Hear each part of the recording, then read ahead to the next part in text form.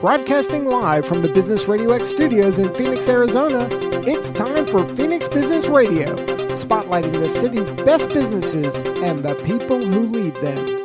Welcome to Phoenix Business Radio, broadcasting live from the Business RadioX studio inside Max 6 Conscious Workspace in Tempe, Arizona, where we help build businesses and connect you with the right people. I'm your host and Phoenix Business Radio studio partner, Karen Nowicki, and I am very excited to have the team behind or in front of East Valley Leader Lab.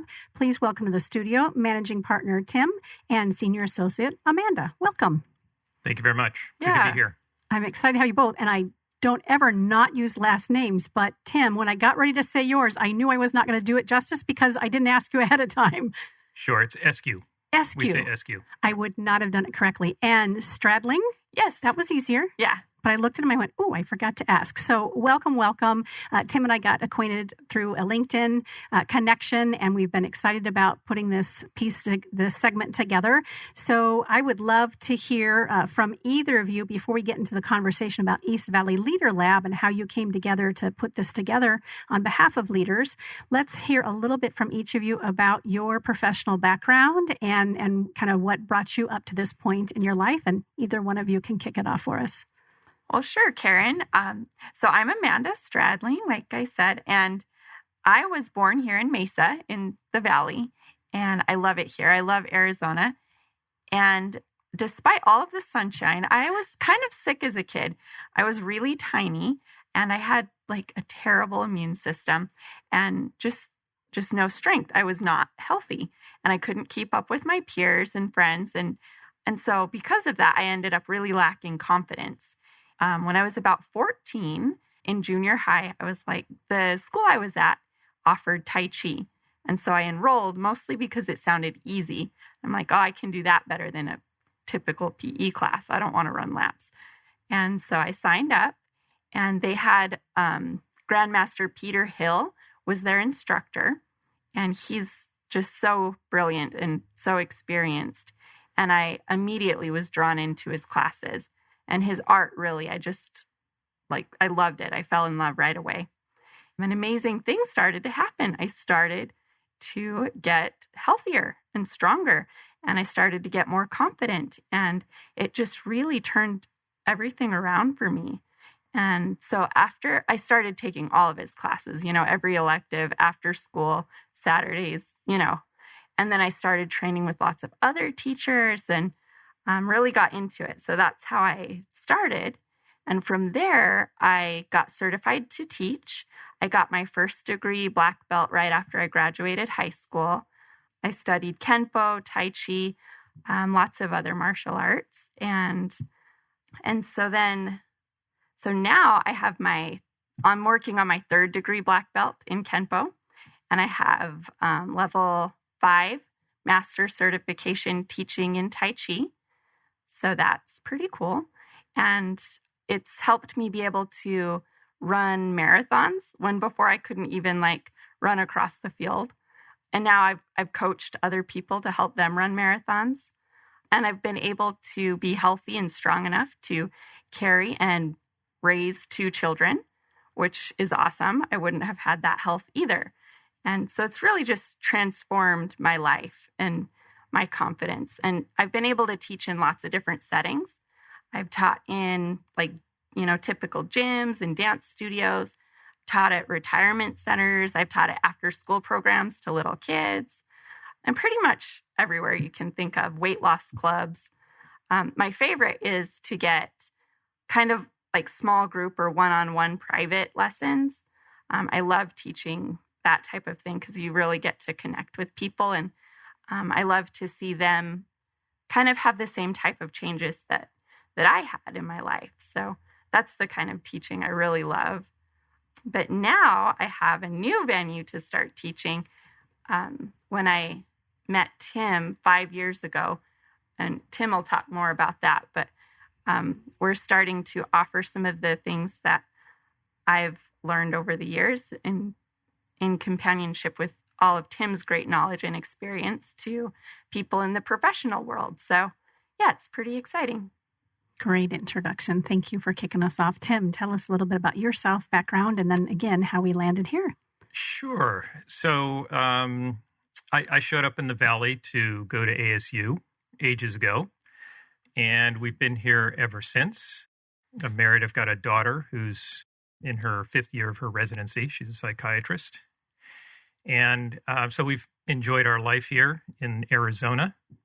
And the last 22 years, I have been working with mostly corporations, some startups. My area of focus is team performance, so working with team leaders, working with teams. And before I started my consulting company, I spent 15 years at Intel Corporation, starting here in the Valley and then, going around the world with them.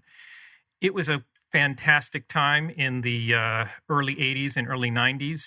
I was there for 15 years to be there because it was their heyday and they could not get products designed and out the door fast enough. So one of the things I ended up doing from my background in human performance was starting to see how we could help these teams that were under suddenly tremendous pressure to get things out, faster than they ever have before. And sometimes, the company would run out of creative ideas to help people go faster and just start putting on the pressure. Mm-hmm. And so one of the things I learned in working with those teams is the value of helping teams operate from personal commitments. And by that, I mean team members and the team leaders learn to trust each other that they'll do what they say, when they'll do it. And they're having that conversation in the context of what do we as a team need to get done. And that just seems to change the whole conversation in a very productive way. One of the things I've prided myself on in my now long career working with organizations is I take a relatively humanistic approach to improving productivity. Productivity is very important in companies. It's in everybody's interest to increase productivity most of the time, but there's lots of trade-offs. And so how you do that makes a big difference. What I've learned more recently is that when you think about taking a humanistic approach and really allowing people's humanity to show up, I was really just scratching the surface for a long time in my career. So we'll pick up on that as we get further into the story of how the Leader Lab came about. Great introduction as well. So many neat connective points. We said that before we came on air. When I read your bios and learned a little bit about each of you through the information you provided us, I was excited about this conversation, and I didn't realize there was an Intel connection. I opened, I don't know which Intel site you were at, but the one in Chandler, the main fab. Is it Fab 5, whatever it is? We don't know if they call them Fabs anymore. 12, but yes. Before that, there was Fab 6, and I started at Fab 6 way back. Chandler Boulevard, right? Boulevard, yeah. Yep. So the elementary school right there on that site, Intel, if you'll recall, donated the land back in the time period that you're talking about. And at the time I was teaching 3rd grade for Kyrene, and they asked if I would come over and be the assistant principal for that school. So it was the first business school partnership, most certainly in Arizona, but likely in the country. And Intel was actually the kind of the catalyst in my introduction to business and how I could have a greater impact, which is strange to say outside of teaching, because I really do believe our teachers and our parents are everything.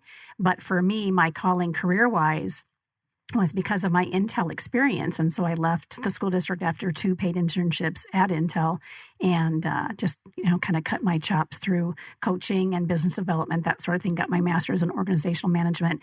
And I remember Intel in its heyday at that time. And the pressure was on, right? The pressure was on for everybody, but they as in the people that I knew and worked with, really, it was mutually beneficial.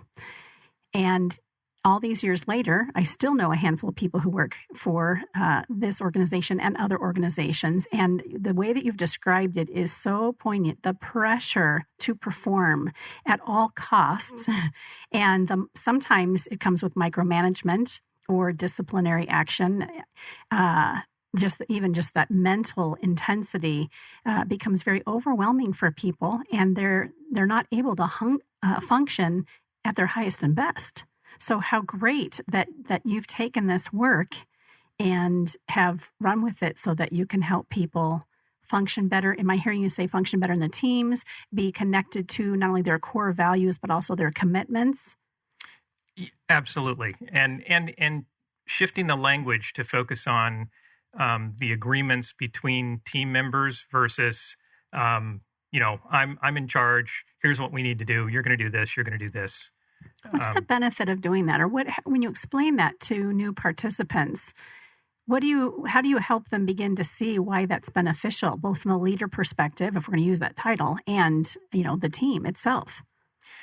Yeah. So this is going back into what I've been doing for the last 30 years now. So it's shifting, and we'll get into that. But over the years, the conversation was mostly about what it is that they're trying to accomplish.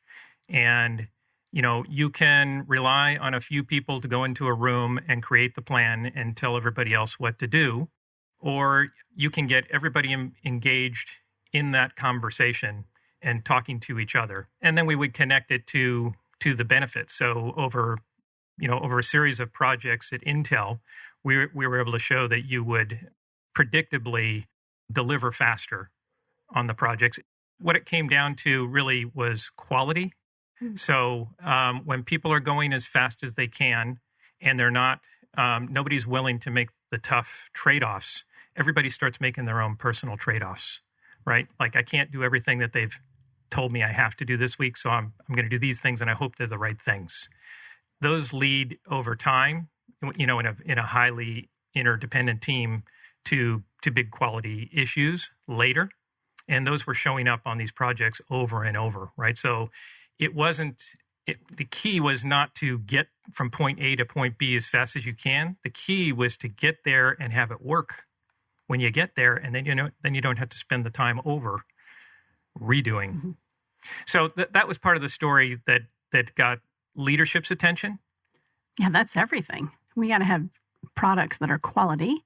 We have to have on-time delivery. Yes. And the team members, I think, really appreciated that. Oh, so you're saying we're going to be involved in the plan from day one. We're going to have some input into, who's going to do what and what we need from each other.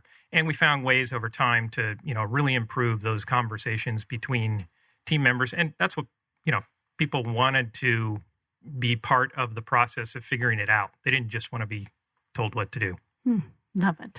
So tell me then about the Leader Lab and how that came about. I mean, or is that the story? But I know there's a little bit more there. So I mentioned, sort of scratching the surface on the humanistic approach. So I learned this a little over 5 years ago. And I signed up to go to a leadership program at a place called the Institute for Generative Leadership. Bob Dunham has become one of my mentors. I signed up because they were, one of the things they were talking about is this really interesting linguistic process called speech act theory. And I had started integrating that into our commitment conversations, but they were going deeper than me, and I wanted to learn more. So I went to a 4-day workshop. I learned a bunch about speech act theory, and then I learned something I wasn't expecting. And that was that I had a absolute personal blind spot to the role that our bodies play in how we show up in our performance, what it even means to be committed.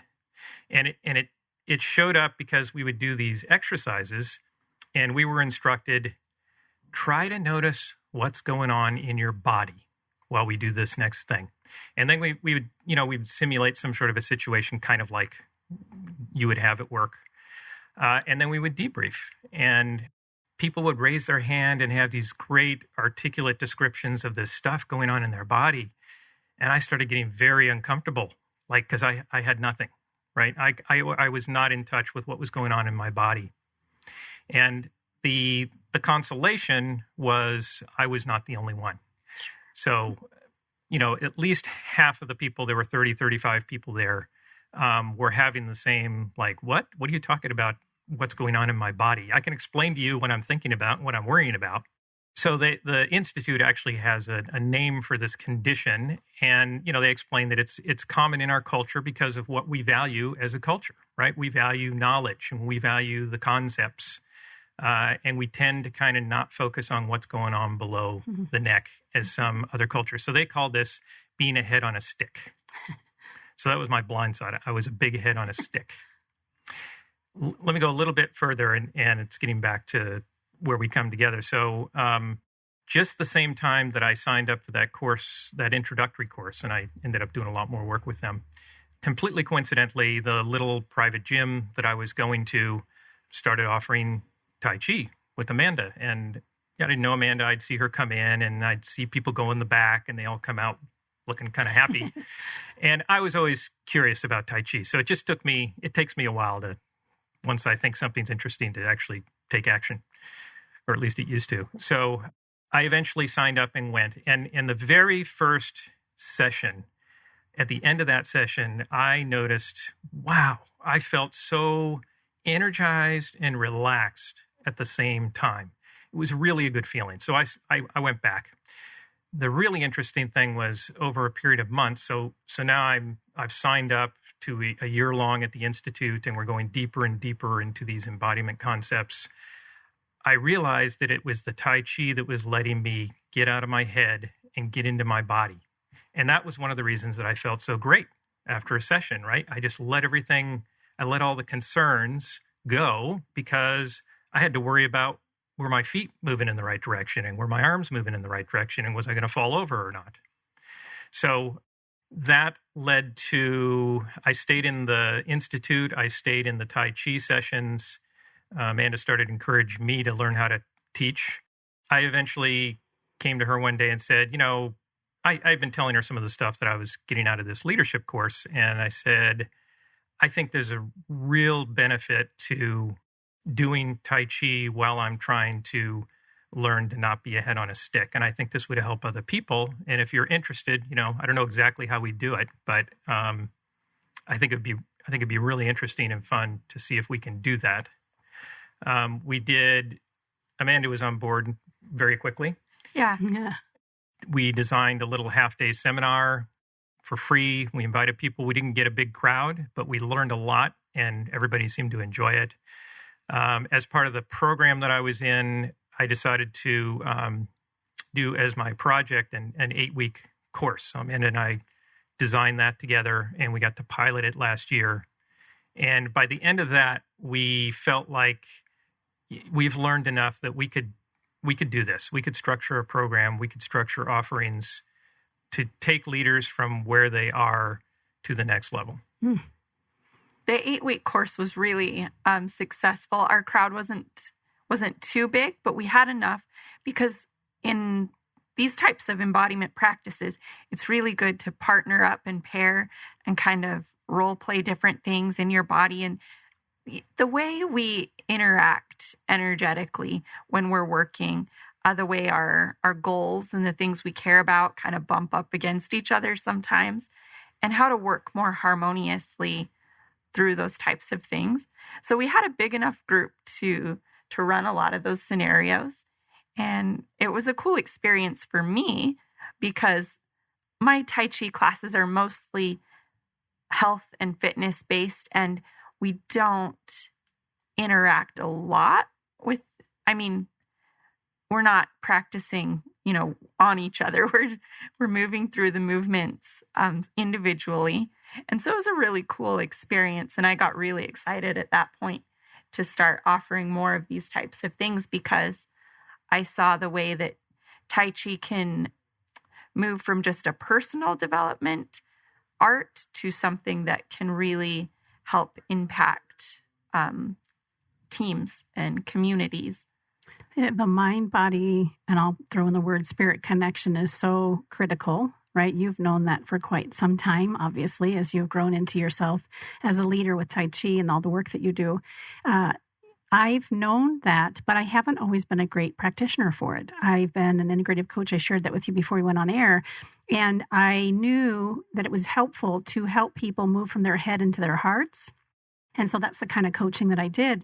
And then I opened a company that I've since sold, and I was having to drive from the East Valley to Anthem 3 days a week. And we were pressed to sell the company within just a couple of years, and I was the COO and had just this heavy load on top of me. And so I basically left my body for a year and a half and would get on the road, do my thing, work 10-hour days and into the weekends.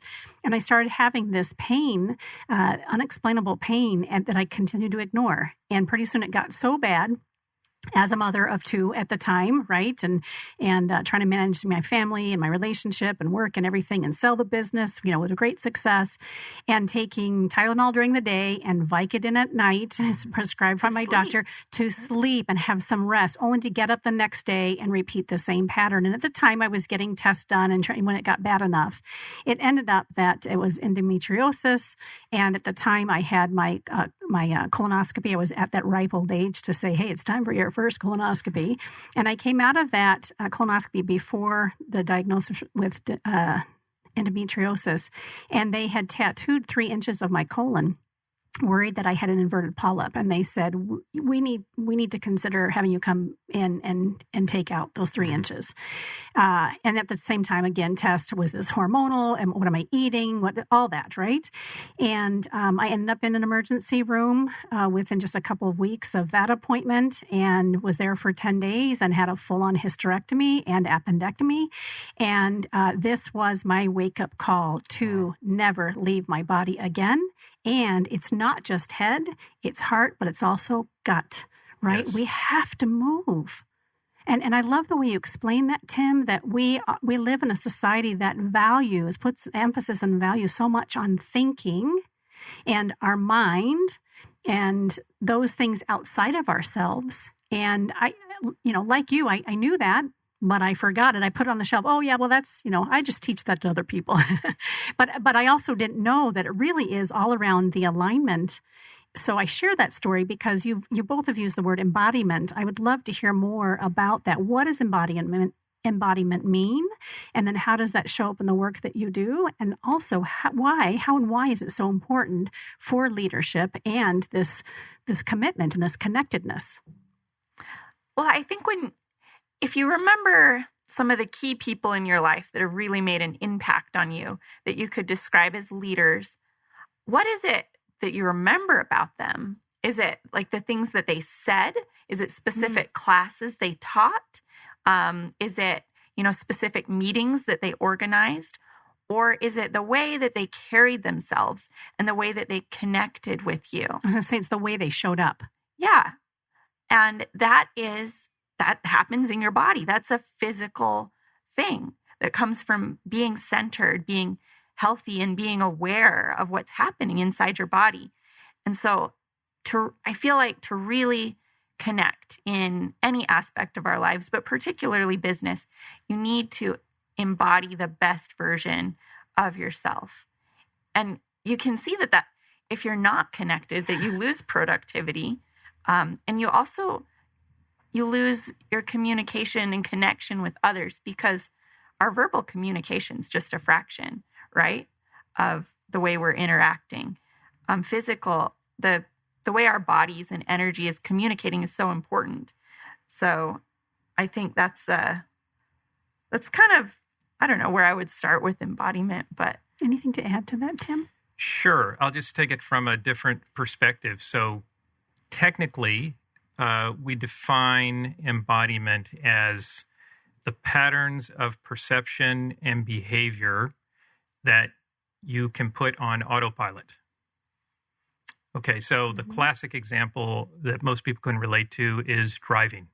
If you're an experienced driver, every once in a while, you get from point A to point B and you don't remember any of it, sure. Right? But you're confident that you safely drove yourself and whoever there because you know how to drive on autopilot. And something has to kind of jar you out of that.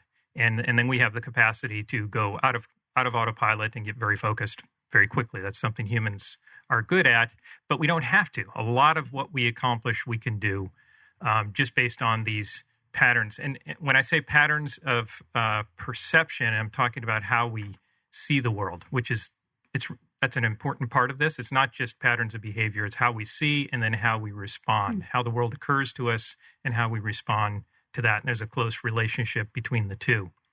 So to go a little further on embodiment, all of us have embodied something. We've embodied our personality, right? The way we show up, that is embodied in us and in us. And it's made up of these patterns of perceptions and behavior. And so how this applies to leadership development is those patterns that we embody happen during the formative stages of our life, right? They're in response to our need for safety and connection and what we experience and how we cope and how we deal with that.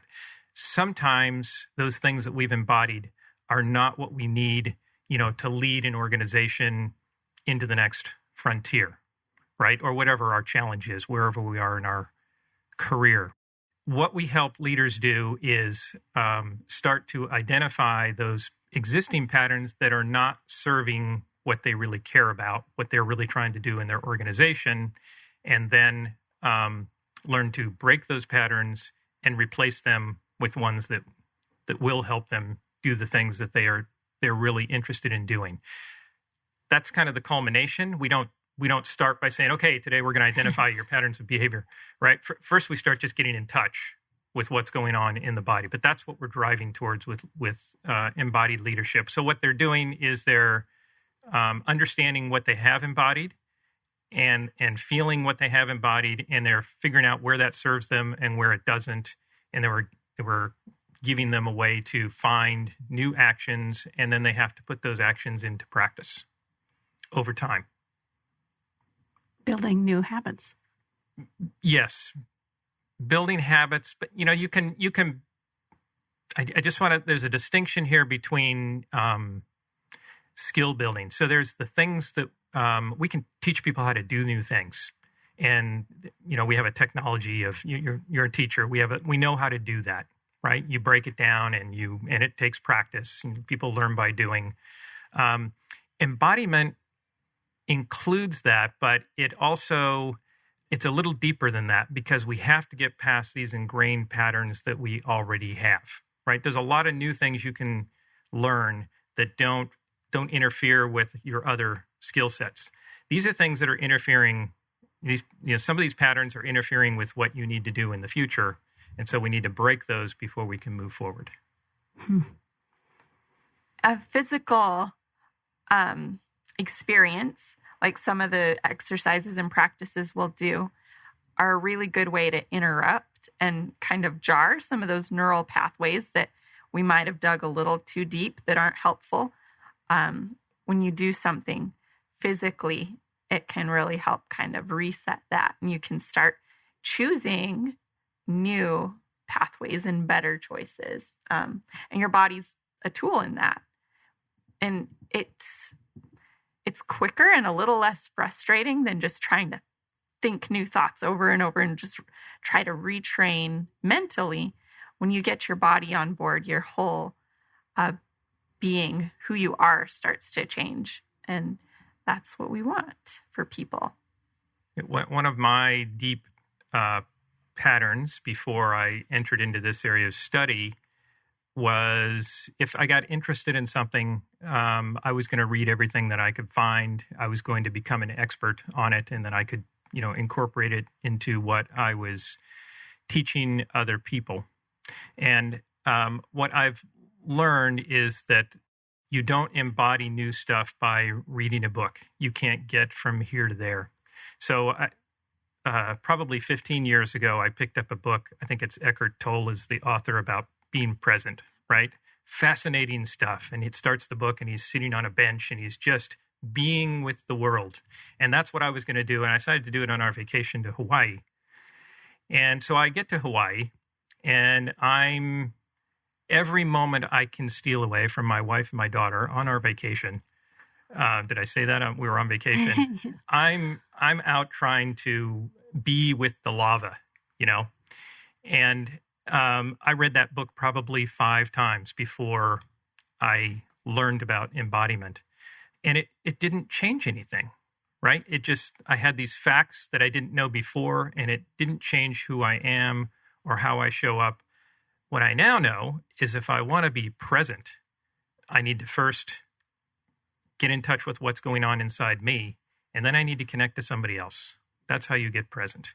So I was kind of missing the boat there, right? On the family vacation. Great example of what happens to us. Yeah, even when we're committed, but we're committed from a different place that doesn't include our whole body. Fantastic. So tell us, the Leader Lab, how is it different from other leadership development services? I mean, I'm getting the sense of that, but what does it look like? Is there a membership model? How do people get involved? Tell us a little bit about that. How are you different? What's the secret sauce? Sure. So we're at the early stages. So the offers are going to continue to evolve. Because what we were talking about how embodiment happens, about the need to break the patterns and then embody new ones.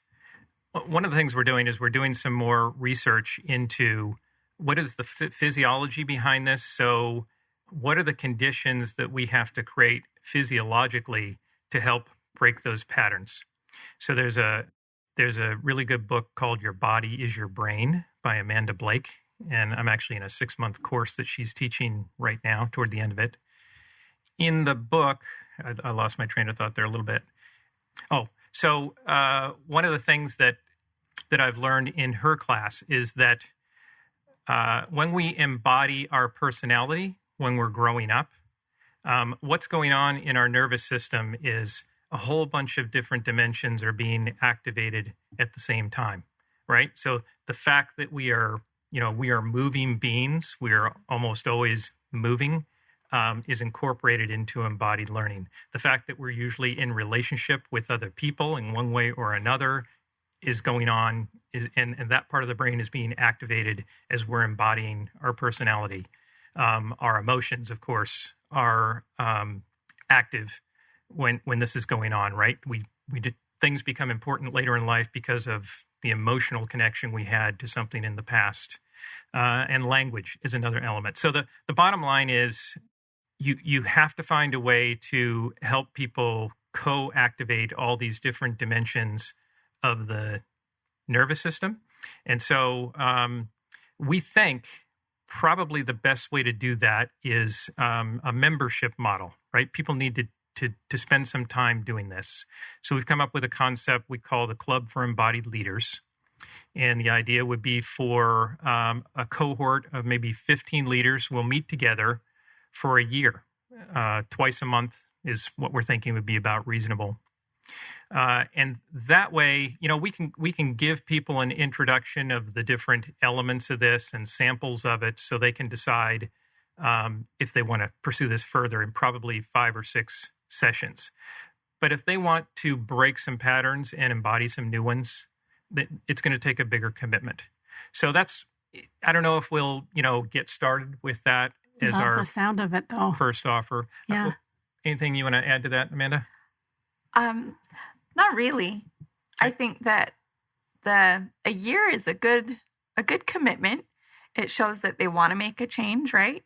And it's really enough to definitely get their feet wet in this whole, obviously it's a lifelong journey, right? To embody who you really want to become. But I think that they'll make a lot of progress in that first year. Maybe sign up for a repeat year. Yeah, hopefully, right? Yep. How do you bring Tai Chi then into the training? Well, first I want to make sure, you guys know what Tai Chi is, but I want to make sure our listeners do. Yes. So Tai Chi, not quite as popular in America as yoga. It's a little bit similar. It's a very gentle aerobic exercise type thing, but it's originally a very ancient Chinese martial art, like over 1,000 years old. And it's peaceful, it's calm, it's harmonious, and the movements are beautiful. And there's a lot of nature imagery in the names, a lot of rich history there. Yeah, and so Tai Chi is a wonderful art that might not seem like it has a lot of business applications initially, but we've talked about already the importance of, having a calm and centered presence in the workplace. And Tai Chi is a effective way to accomplish that. Like Timm was saying in his first class, how great he felt right after.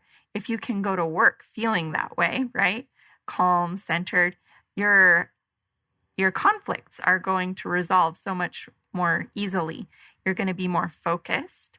You're going to feel more healthy. So your productivity is going to be better. So Tai Chi just has all of these really beautiful effects throughout your day. Even if you're just at home with your kids, like me right now during quarantine a lot, I show up so much better for my children, and we just get so much more done. We connect more positively when I start out my morning with some Tai Chi. I hope you guys can kind of picture what Tai Chi is.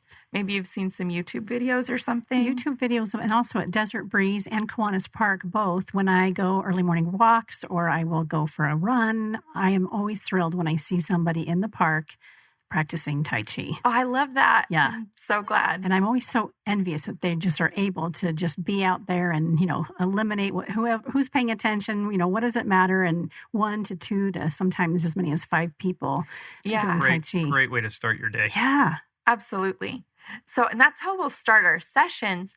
Maybe it won't always be Tai Chi. We might throw some yoga or different other meditative similar practices, but we'll always start our sessions with 15 to 30 minutes of a practice like that. So I think that'll get us really off on the right foot, but then those for our meetings, but also that'll carry, into their daily lives. So for our listeners then, and thank you for explaining Tai Chi because that's helpful. We know what we're talking about, but not everybody might. Who are you hoping to attract to the Leader Lab? So Business RadioX, right? We're talking oftentimes to executive leaders and business professionals, typically high profile, very busy folks. Is that kind of who you're looking to attract, or describe that so our listeners know if they're a candidate for you? Sure. We're taking a very broad approach. Anybody who is in a position to, maybe they're thinking of it as coordination, but really there's an opportunity there to lead. Maybe they're a manager, there's an opportunity there to lead. Maybe they're the leader at the top of the organization, small business, medium-sized business, or a corporation. We would welcome any of those people, and in fact, people who aspire to becoming a leader of other people. One of the things, that people realize when they come is that it's not just about leading teams. It's really about leading in your life, right? And we kind of start with what's going on there. People have insights into what's going on with them. That's what happened for me. It's a broad audience that we think can benefit from this, and you can have a mixed audience, and everybody's going to start from where they are. So if you have a very mature leader, guess what? They've still got some patterns to break to get to the next level. And if you're a brand new leader, you got a bunch of patterns to break to get to the next level. People are finding their own patterns that they need to break through through common exercises. That's the way it works. One of the things that I'm really interested in is seeing if we can expose more leaders to this earlier in their career. I mentioned this was 5 years ago that I got started on this. Maybe it's 6 now. So I was, well into my 50s when I realized there was this whole other dimension to performance and life, really. I'm a little sad about that, right? I would like to see people be exposed to this. They'll decide whether they want to pursue this or not. But we're really hoping to attract some people that are just getting started leading teams and in their, maybe in their 30s. But we also learned in our pilot program that it's really healthy to have a mix of people of different levels of maturity. There was a lot of cross-learning going on because people just have completely different experiences. Amanda and I have very different backgrounds, and we both are able to relate to what's going on from the embodiment perspective, right? And we're going to come up, I could be working with somebody with 35 years of experience in organizations like me. Then we'd have 60 to 70 years of experience. But what we have is different experience, completely different life experience. And I think that benefits our participants. It kind of reminds me of the first Tai Chi seminar I ever went to. I was probably like 16 years old, and it was a whole long weekend. And I remember I was feeling a little bit nervous to go with all of these adults. They were mostly retired, and I remember I'm like, oh, they're going to know a lot more than me. I was new in my Tai Chi journey. But they were all just so kind, and we learned a lot from each other at that seminar. It was really neat kind of having the mix of experience. And I remember they just kept saying how envious they were that I was starting young. They're like, your life is going to be so much better because you're doing this now. And I'm glad you didn't wait till you were, 65 and retired to start doing this. And I didn't really get it, but now I do. You stayed with it. Yeah. Now I understand. The sooner you can make this impact, the better. But there's so much richness that comes through our connections with different types of experience. So I think that's cool. We'll take any ages, any level of experience, and I think we can all grow together. Love it. I would just say, I'm confident that people, regardless of their experience and their maturity level in leadership positions, they are going to learn things about themselves that they are going to appreciate. Over the 5 years that I was in the program, I learned a lot about where I had anxiety, right? I was out there working with these corporations and, getting in front of them. And, it was scary. And I had a pattern of preparing to make sure that everything was under control, right? I was controlling me. I was controlling the audience.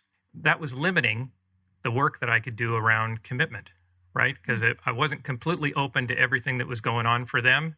I was teaching them my program.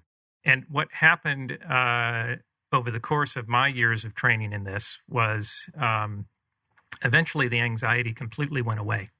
Part of it was I developed a different way of preparing to be with my clients. I learned through practicing coaching where you can't prepare everything. You can't have all your questions prepared because every individual is different, right? I learned by practicing coaching that you just have to trust yourself to show up and get in touch with your body, and you will come up with the next question that you need to ask.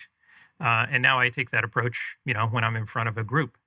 And so it's just an example of, the kinds of things that show up for people doing this type of training. And it really, it changes your life. We are so connected within the Metro Phoenix area, given the work that we do. We really have shows about every industry, every vertical. And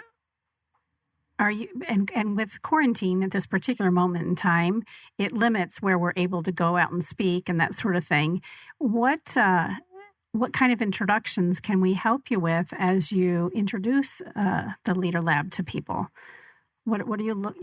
Have you thought about who you want to, what groups and organizations you want to get in front of, so that you can share at least just a little bit about it, the introduction, and then have them be drawn to do more with you? My guess is that by getting some exposure to more senior leaders at this stage, if they come and see the benefit of this, it may take them encouraging the people that they're trying to grow as leaders to come to check this out. I'm not sure. We don't know enough yet about our audience to know which age group and which level of maturity is gonna take to this the most. But my sense is we need to connect with some. They don't need to be the CEO, but people that have leaders working for them. And if we can get them involved in our membership offer, right, where they come for a year as often as they can, I think they're likely to send to the people. And then they don't have to send those people for a year-long commitment, right? We have an introductory 8-week course to get them started with that. Before we leave, we have something coming up we want to let people know about. Yes, we'll make sure. Yeah, we're getting about to that point. Did you want to add something to what Timm just shared? I was just going to say small businesses can be a benefit too. Even I'm thinking of, my husband has a cabinet shop and he has 2 employees, very small, and then some contractors, but they interact with a lot of customers. And even small businesses like that, that could send a couple employees or a handful of employees could still benefit. But we're thinking small to mid-sized businesses, I think. That's helpful for me to know as I think about who I can help introduce you to, and for our listeners. Go ahead, Tim. Yeah, Amanda reminded me. So another part of this, from my perspective at my stage in my career, is, and I've heard you say this, Karen. This is about giving back, right? At some point, you want to give back. So we want this to be accessible for small and medium-sized businesses and even nonprofits.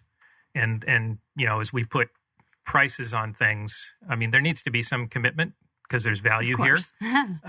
But the way I think of it is, I know corporate prices. I've charged them most of my career.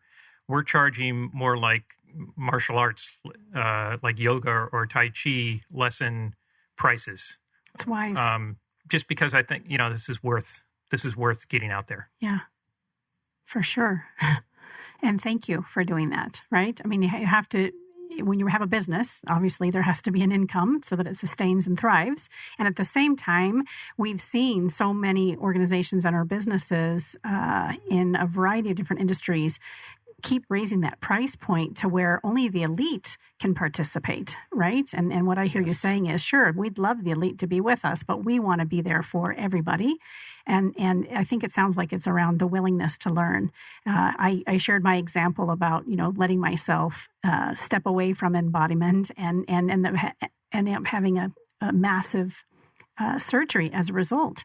And why we don't want to wait until somebody has a loss of a relationship or a financial crisis or a physical or medical crisis before they have that wake-up call. And you're encouraging them to say, whatever age you are and wherever you are in your trajectory for a career and life, this is an opportunity to learn with a community and to learn from experts. I'm going to call you that. You probably would not let me do that, but I'm going to say that's what I'm hearing. Did you want to add something to what I'm sharing? No, that's beautiful. I love that you said before the problems get acute like that. And I would just love to see small businesses and people thriving in their lives, in their health and, and in their companies. And it's so needed, not only all the time, given the culture that we live in, but especially now, again, at the time of this, the show and the recording, we're in the middle of the pandemic. And I call it a middle. I don't know what middle is. How much longer are we going to be in this situation? We're well into it. Well into it. And what is it going to look like post-pandemic? And is that even a thing? And for so many of the people that I'm running circles with, and I'm guessing the same for you, we're looking at it saying, this is a time to pause. This is a time to reflect and take a look inside and inside of our relationships, inside of the way that we think, inside our bodies, inside of our food and the way we nourish ourselves. I mean, everything. And so I'm always looking for the silver lining in what we're experiencing and grateful for organizations like yours that can lead and teach and help through not only the experience that you've had, but also your personal experiences as well as your leadership development. So thank you for that. Yeah, if I can add on, one of the things that I think people are doing is, I think more people are discovering Tai Chi or yoga or some way that they can relax their body, and that's really important.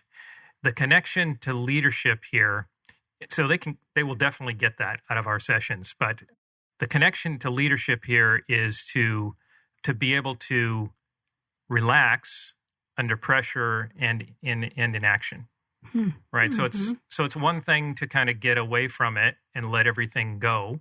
It's another thing to learn to stay with it and relax at the same time. And we do that directly through Tai Chi practice, and then we match it to work situations.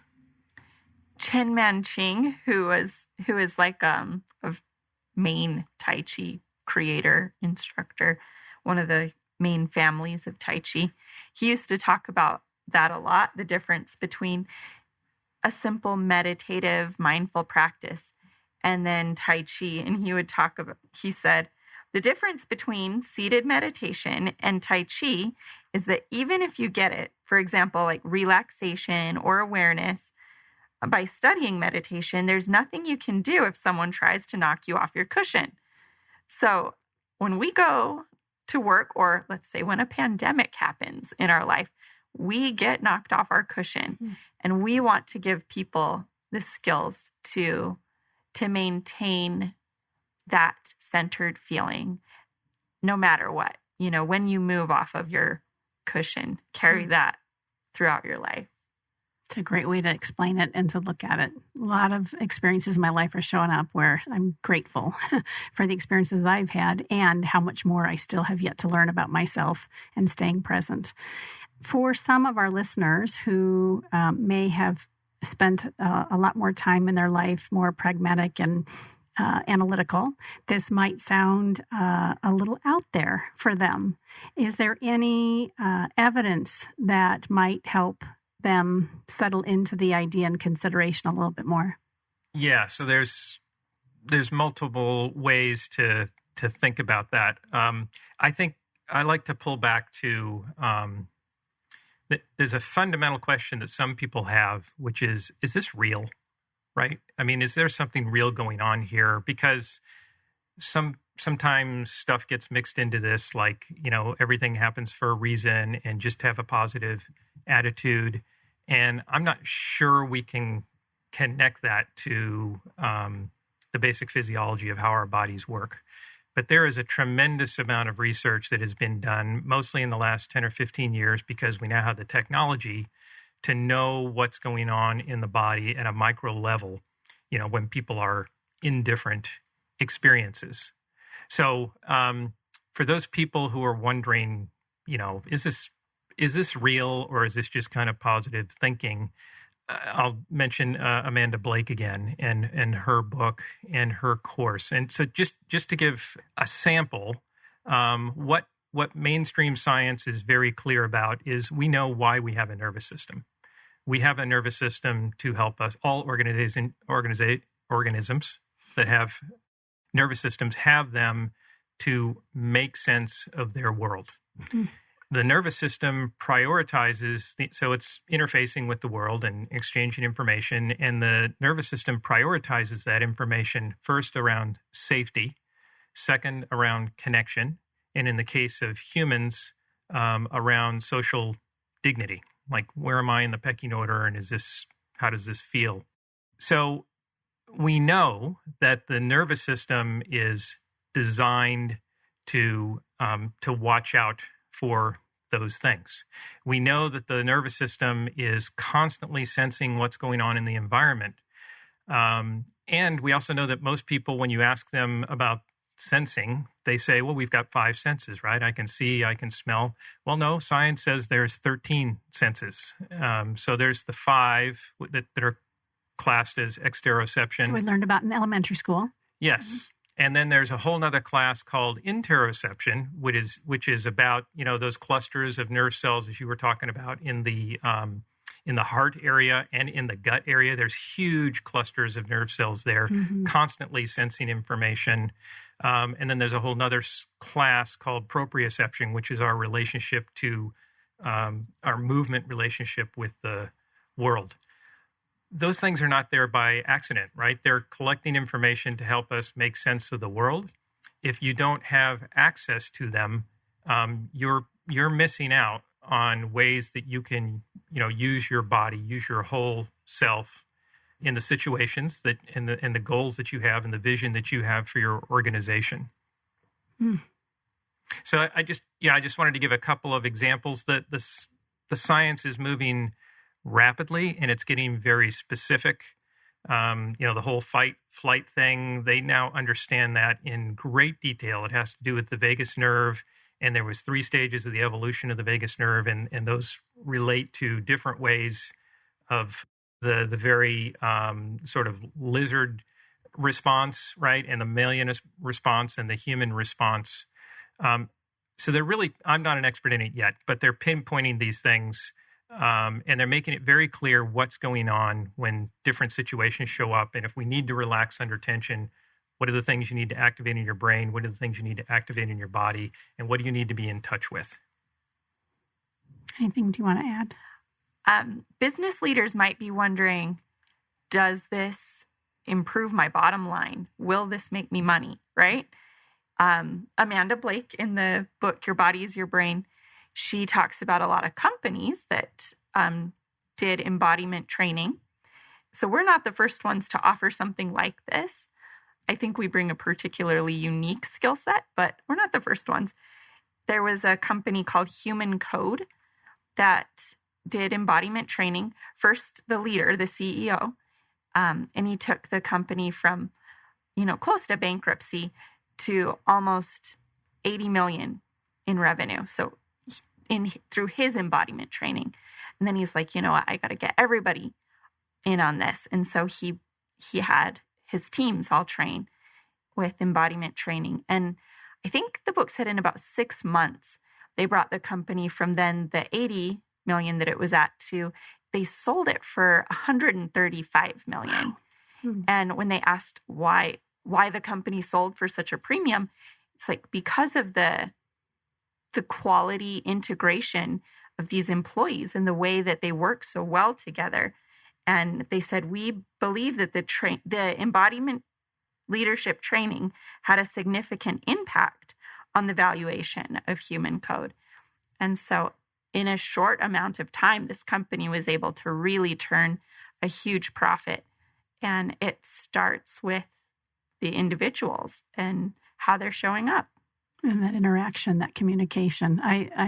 I'm so impressed and inspired by the work that the two of you have done individually, but also now this collective opportunity for leaders to come and learn with you. So I'm looking forward to learning more for myself and finding out how I can send people your way.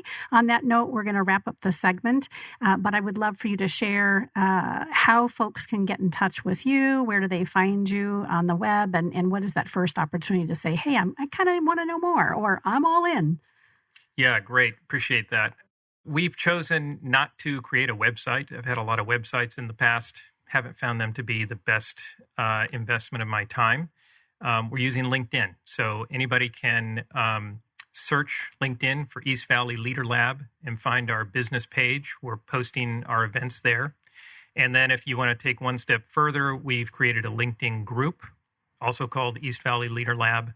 And we'd love for people to join the group, and they'll get free content there. There's introductory blogs there now. We expect to keep populating that with new stuff. And then specifically, our next event. Do you want me to do it, or you want to do it, Amanda? You can. I was just also going to note that we're posting this stuff that's from LinkedIn on Facebook as well. Oh, good. East Valley Leader Lab on Facebook, just in case you're not on LinkedIn. Yeah. So you can find to cover both there. Bases right now. Yeah. Yep. Good catch. Thanks, Amanda. So then the event. Yes. Our next event is October 22nd. That's a Thursday. We've been doing this at the end of the day. So it's if people want to maybe, if they're in an office, get out of the office and get to a place where they have a little more room, because it's an experiential event. So we do about an hour and 15 minutes on Zoom. And our sponsor for this next one is AGTS, a local training services company, leadership and management training. What we're doing in the session is giving people a little bit of a sample of what would it be like to participate with the Leader Lab. I want to point out that our original vision was that this would always be done live. There's some real benefits in person. Yes. to doing that. And about 2 months into the COVID, we decided, we're not going to wait. Yeah. We're gonna figure this out. We can at least get started online. So they'll experience what would that be like to do some bodily exercise through Zoom, and then we'll connect it to their growth as a leader. I lead some really great movements in the webinars that are a lot of fun in Tai Chi. So. This is our third, whatever you want to call it, webinar, or AGTS calls them a Zoom fight. The feedback we're getting is, because we ask people to pay attention when they're doing the Tai Chi before and after, and generally people are saying they're more relaxed. They feel better as a result of this. That's not all the benefits we want them to get, but it's not a bad place to start. And shout out to the sponsor again. This is coming. You have this opportunity to share this with everyone because it's AGTS. Is that right? AGTS Incorporated. Yeah, they've been in the Valley for a very long time. A lot of public sector clients, but also private sector. Well, thank you, AGTS. That's Yes. great. And is there a fee then, or is this an opportunity to come and participate in the webinar? How do people, they register through the Facebook or the LinkedIn group, and is there a fee as well? Right, and there is no fee. So this is free, and because it's free, we're going to talk a bit at the end about what we're building and how they can participate, and then specifically what our offer is, and a substantial discount for those people that get involved first. And the date on that webinar again? October 22nd. No, it's 3 weeks on a Thursday. Very good. Yeah. Well, I'm so glad you're here at this time. So we have an opportunity to turn this into a podcast after today's live broadcast and encourage you to push it out to social media. We'll do the same and hopefully bring more people along to learn and grow with you. Thank you both for being here. It's been a real pleasure to get to know you. You've been listening to Phoenix Business RadioX, broadcasting live from within the Mac 6 Conscious Workspace studio. Some media leans left, some lean right, and we lean business. Until next time, I'm Karen Nowicki. Thanks for listening.